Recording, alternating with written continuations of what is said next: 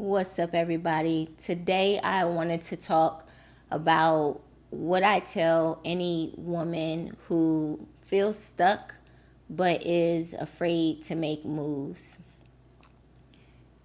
So this video, I want to talk specifically to millennial women, black women, millennial women, because we bear a lot of the weight.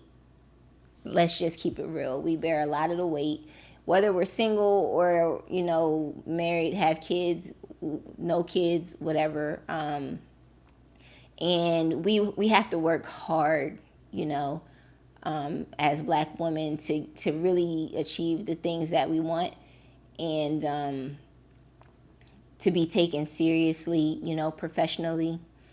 And when we get to a certain level of success, because we work so hard to get it, we want to hold on to it, regardless of how we actually really feel, how we feel inside. And I think we can get caught up in getting stuck because we might have the nice a good job. You don't hate your job, but you don't really love it either. It pays really well. All your bills is paid. Drive a good car, nice house, or like nice place to live. Everything on paper is right. Your bills is paid, your family is taken care of, or you're taken care of, and we have to work hard to get that, and we have to work hard to maintain it.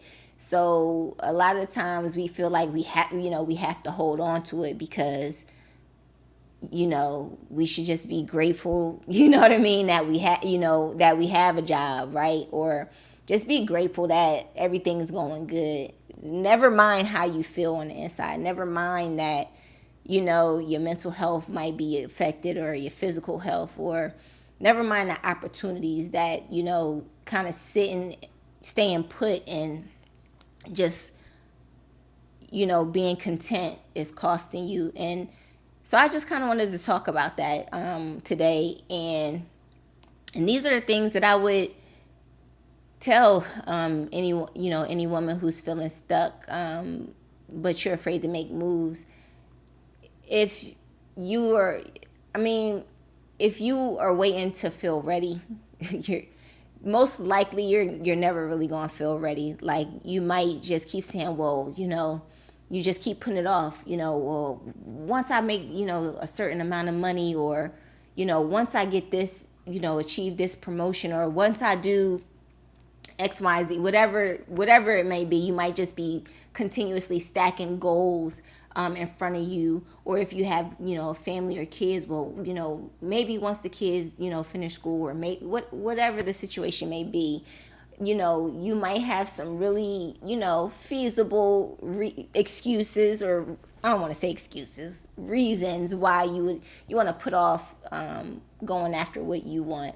But we only have one life, and I'm not here trying to, tell people to just like go crazy and just disrupt everything and be reckless out here. I'm not saying that, but I just wanted to kind of just give you, talk about the things that I think about when it comes to, designing a life that I want to live, because I know that there has to be other women out there that might be feeling like, there has to be more, like you want something more. And I'm not even talking about this on a like material level or anything like that. I'm just talking about, you just want to feel happy about what you do and how you live, and you want to just feel more fulfilled.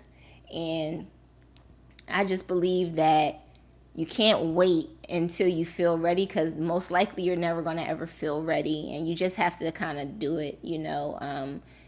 Do your Googles, research that, do your research, you know what I mean, and figure out whatever it is you want to go after, whether it's a new type of job, a different career, whether it's moving to a new location, even just getting your money right, you know what I mean, or to achieve a certain goal. For me, that goal is financial freedom, and I'll be doing more videos later touching on that. But that's the first thing I just wanted to say is, if you're waiting to feel ready, you're most likely never going to feel ready.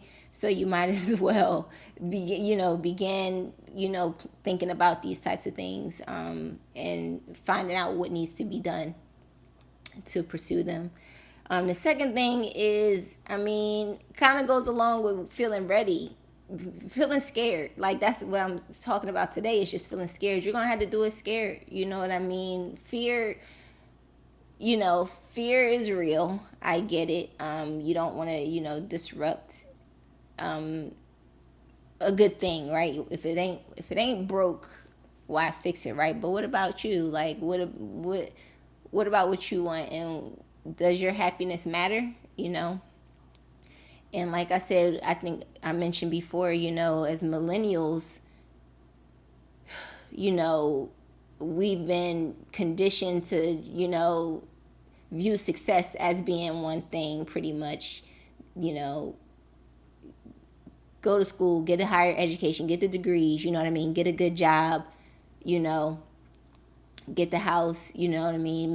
Make good money, and boom, you're good. But they didn't tell us, oh yeah, by the way, most likely you're probably not going to be doing anything that you really want to be doing. You're just going to be kind of falling in and finding out, what pays well, and you'll probably just pursue that, but it probably won't align with anything that you really want to do to make you happy in life. They don't tell you that part, right? So, and I'm not saying everybody feels this way. I'm specifically talking to us who feel like things need to change. All right, like, something in our lifestyle needs to change, because what we've been doing ain't it, right? So again, by any means, I'm not telling you to just go out here and make reckless decisions or whatever, but I'm just trying to give a little bit of food for thought. These are the types of things that I think about